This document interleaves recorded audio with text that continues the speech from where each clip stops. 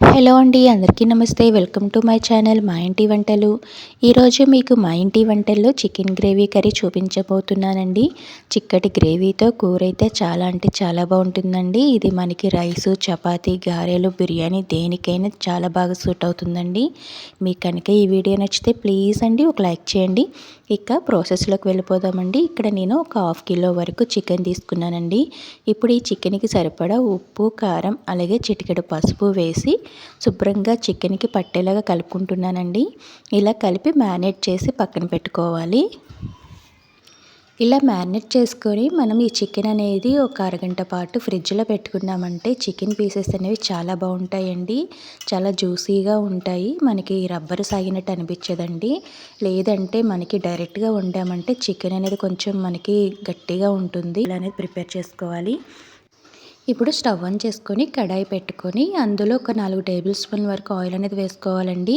Oil అనేది మనకి కొద్దిగా ఎక్కువే పడుతుంది. ఆయిల్ హీట్ ఎక్కాక ఇప్పుడు ఇందులో 2 బిర్యానీ ఆకులు వేస్తున్నానండి. అలాగే ఒక మరాఠీ మొగ్గ, చిన్న దాల్చిన చెక్క ముక్క, ఒక యాలక్కాయ, అలాగే 2 లవంగాలు వేస్తున్నానండి. ఇవి వేగిన తర్వాత ఇప్పుడు ఇందులో సన్నగా తరిమిన ఒక 2 పెద్ద ఉల్లిపాయ ముక్కలు వేస్తున్నానండి. ఈ ఉల్లిపాయలు అనేవి మనకి బాగా వేగాలండి. అంటే మనకి కొంచెం బ్రౌన్ కలర్ వచ్చే వరకు వేయించుకోవాలి. ఈ ఉల్లిపాయలు మనకి ఎంత బాగా వేగితే కూర అనేది అంత బాగుంటుందండి. ఉల్లిపాయలు వేగిపోయాయి కదండి. ఇప్పుడు ఇందులో మనం ముందుగా మసాలా ప్రిపేర్ చేసి పెట్టుకున్నాం కదా, మసాలా అనేది వేసుకోవాలి. ఇప్పుడు ఈ మసాలా కూడా మనకి ఒక 2-3 నిమిషాల వరకు వేయించుకోవాలండి. ఈ మసాలా అనేది కూడా పచ్చివాసన పోయే వరకు వేయించాలండి. ఒక 2-3 నిమిషాల వరకు వేయించుకుంటే సరిపోతుంది. ఈలోపు మనం టమాటా పేస్ట్ అనేది ప్రిపేర్ చేసుకోవాలండి. ఇక్కడ నేను ఒక టమాటా వరకు తీసుకున్నాను. ఇప్పుడు దాన్ని మనం మెత్తగా పేస్ట్లా ప్రిపేర్ చేసుకోవాలి. మసాలా వేగిపోయింది కదండి. ఇప్పుడు ఇందులో టమాటా పేస్ట్ అనేది వేసుకోవాలి.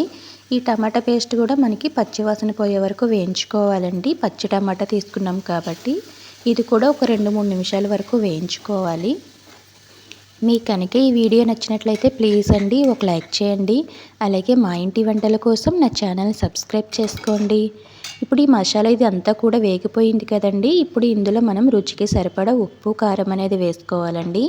ఆల్రెడీ మనం చికెన్లో ఉప్పు, కారం వేసుకొని మ్యారినేట్ చేసి పెట్టుకున్నాం కాబట్టి ఇక్కడ కొంచెం మీరు తగ్గించే వేసుకోండి. కావాలనుకుంటే లాస్ట్లో మనం రుచి చూసుకొని వేసుకోవచ్చు. ఇప్పుడు ఉప్పు, కారం వేసిన తర్వాత కూడా మొత్తం అంతా కూడా బాగా కలుపుకొని ఒక 2-3 నిమిషాల వరకు మగ్గించుకోవాలండి. ఇది కూడా బాగా మగ్గిపోయింది కదండి. నూనె అనేది కూడా కొంచెం మనకి పైకి తేలుతుంది కదా. ఇప్పుడు ఇందులో మనం ముందుగా మ్యారినేట్ చేసి పెట్టుకున్న చికెన్ పీసెస్ అనేవి వేసుకోవాలి. ఇది కూడా వేసుకొని మొత్తం కూడా బాగా కలుపుకొని లో ఫ్లేమ్లో మనం ఈ చికెన్ అనేది ఉడికించుకోవాలండి. మనకి ఈ చికెన్లో ఉన్న వాటర్ అంతా కూడా కిందకి దిగి ఆ వాటర్లోనే మనకి ఈ చికెన్ అనేది ఆల్మోస్ట్ ఉడికిపోతుందండి. అప్పుడు వరకు కూడా మూత పెట్టి ఉడికించుకోవాలి.